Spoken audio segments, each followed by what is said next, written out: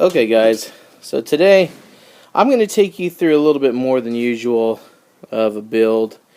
I'm going to take you through what I personally do when a motor blows and the steps that I take. And today we're going to be working on a 2006 YZ450.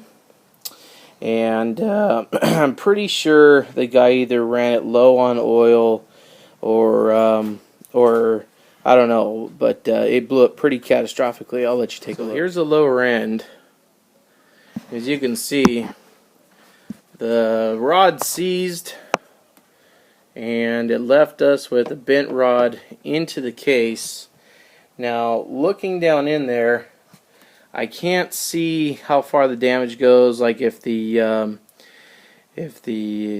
counterbalance shaft is broken or if the case is broken. But anyway, I'm going to show you what I do to get this bike back on the road again. A lot of people would just throw this thing away at this point. Some people would try to save it, but I'll show you what I do. Next, I wanted to show you exactly why a lot of people would just throw this away. Here's the cylinder. I'll pull out the piston. So you could see it rip the wrist pin right out of the piston. This could be caused by a lack of oil. It seized, melted, and ripped it right out. Top of the piston looks alright, but when this thing was inside the cylinder, it was about like, it was cockeyed like this, like that wrist pin was. And I'll show you what happened to the poor cylinder. It broke it right there. Broke that hole. It's supposed to have an equal ear right over here, but it broke off that ear, and I'm expecting to find that in that lower end. And it gouged that cylinder so ferociously. This obviously is a boat anchor now. And okay, sorry for the lighting, but I went ahead, pulled off the side cover. Everything came off great. Nothing sticks out as broken gears. Definitely some torched oil in here, which is a sign that it probably ran low. So I'm more than likely going to have to find a new oil pump. You could see water coming out. That's from it sitting after that cylinder wall broke and it filled up with water. And since I haven't seen any antifreeze at all, it's going to tell me that one of the reasons it could have overheated was it was just running straight water, which is horrible. So I've already taken out the 6 bolts here that hold in the clutch, so I can start taking that apart. Just as a whole unit comes out, create less mess. And let's take a look at the clutch plates here. They don't look too bad. Sorry about that. I'm trying to do this one-handed here. We'll check out things like the clutch basket to see how it's notched. That will make your clutch hang up, make your shifting a little notchy. Maybe you'll stall when you pull on the clutch to go ride. It's because the plates aren't sliding properly inside the basket. But these plates, I'm gonna replace them anyway. But these, if you want to see if you can reuse them again, inside your manual, it actually gives you specifications where you can measure right here across to see if they're still good. But I'm gonna go ahead and replace those. The basket, there is some notching. Let's get this thing to focus here. Beg your pardon for a second. You can see there's some notching. I'm going to pull some light over here in a little bit. There you can see it pretty good right there. You can see these notches all along here. What that's from is basically, excuse the blood, I shanked myself there. When you pull in the clutch and let go of it, the torque of these 450s, those plates, they chatter back and forth in here. And man, I'm just messing this thing all up. But it creates these grooves inside the basket, and then so what ends up happening is these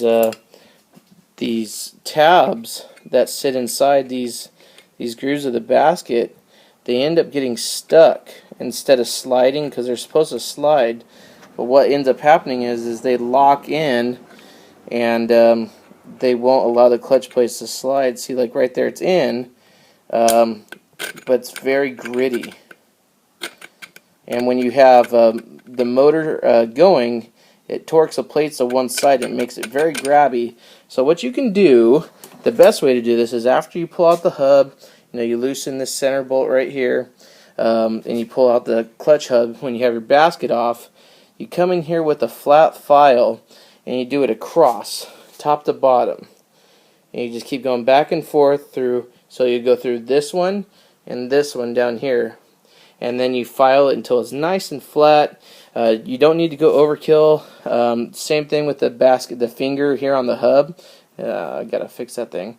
But these notches right here too, same thing. It will cause it to prematurely burn clutches, and it's harder on your tranny. It's harder on a lot of things. So I'll show you after I clean that up and what it looks like.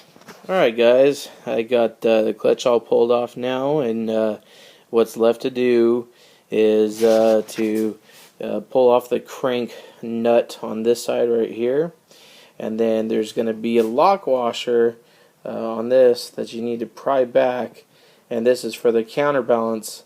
And then you could take the nut off for the counterbalance, and then you could pull this gear off. The shaft will still be in there, and same thing with this. After you pull off the nut, you pull off the two gears, and then let's see, you have to pull off the shifter, which is on the other side of this. This is the shifting arm that goes right through here to the other side where your foot shifts the lever up and down.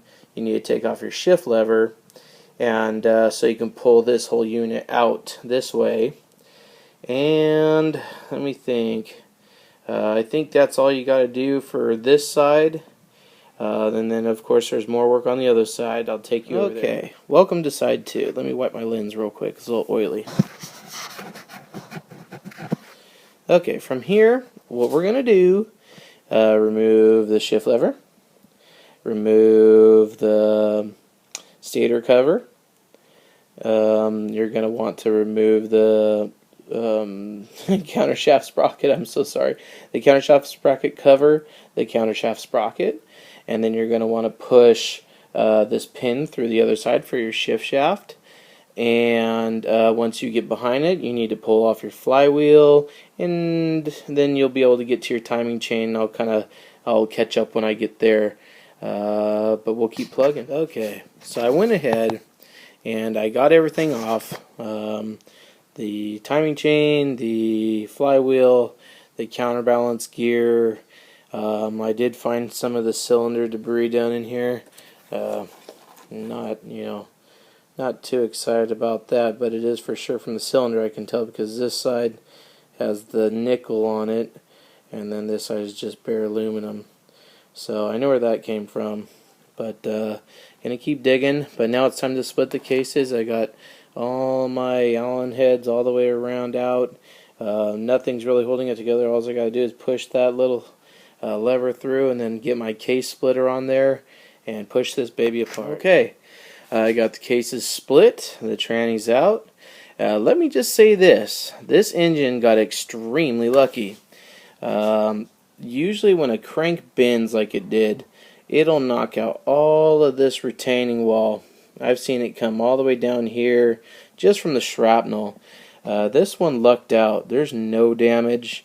There's a couple scuffs on the other side right here, but I'll be able to take a die grinder to that and polish that out and make that better again.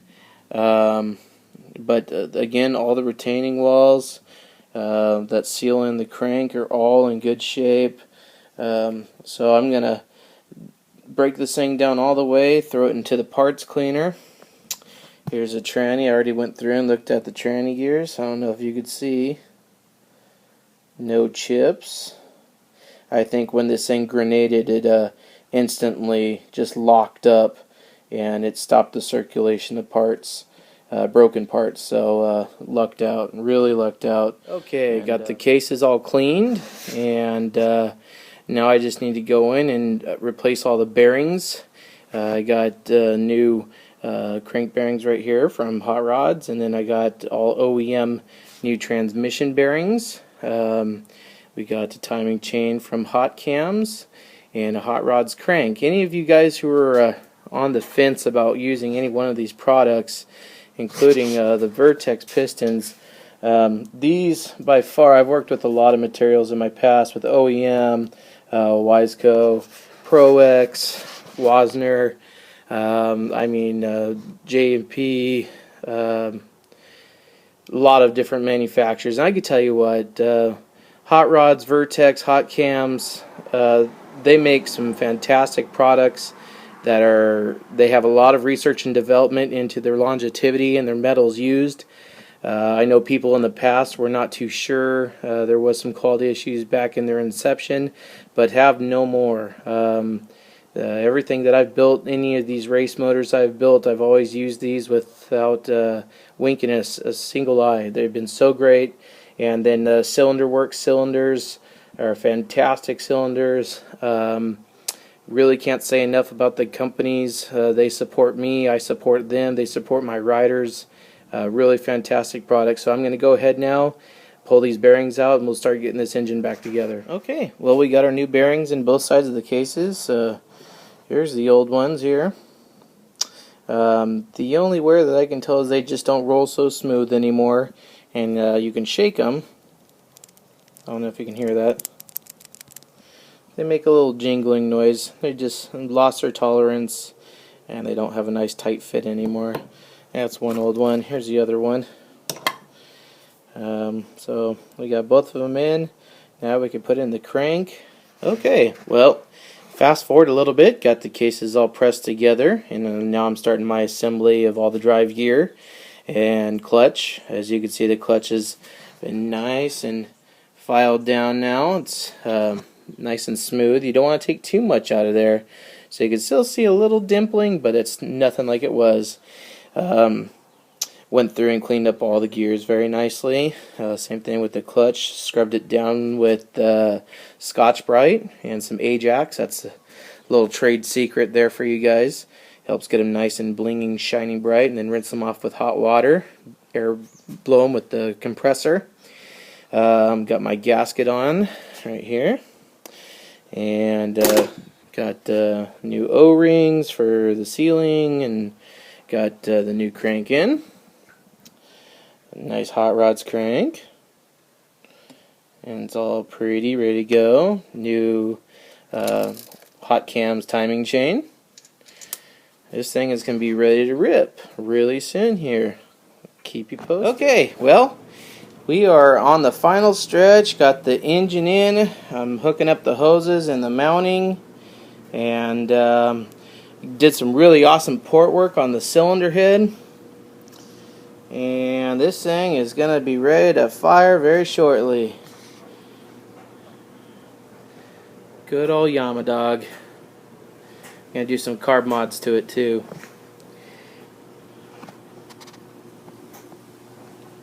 Just giving a general pan of all the condition of everything.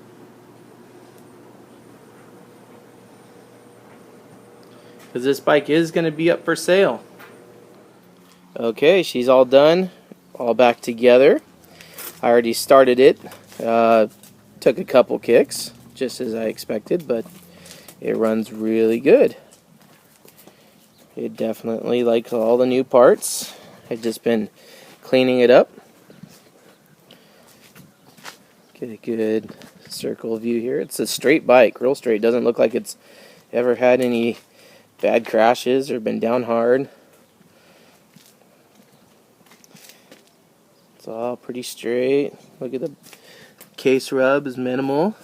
Pegs are straight. Nice still shine on all the bolts. Tires are decent. Seen better.